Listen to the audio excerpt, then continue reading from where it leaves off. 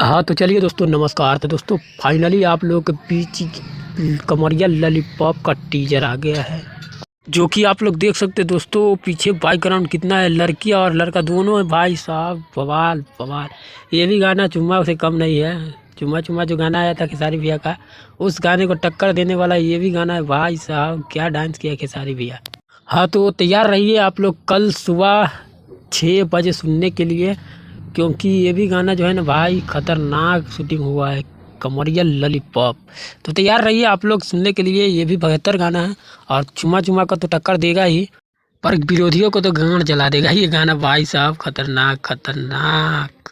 तो तैयार रहिए, कल ये गाना आने वाला है सुबह 6:30 बजे। पर इस गाने को खेसारी भैया और शिल्पी राज ने मिलकर गाया है, कमरिया लॉलीपॉप। बड़ी ज़बरदस्त गाना है। इससे भी बेहतर गाना आने वाला है कंछापुरी और खेसारी भैया के साथ। जिस गाने को मैंने कल बात किए थे वो भी आने वाला है, तो लटक जाए उसका भी टीजर आज देखने को आप लोगों को मिल जाएगा। बस वो भी 9 तारीख का रिलीज होगा। कल ये गाना सुनिए भाई साहब। चलिए मिलते किसी और अपडेट के साथ। बाय।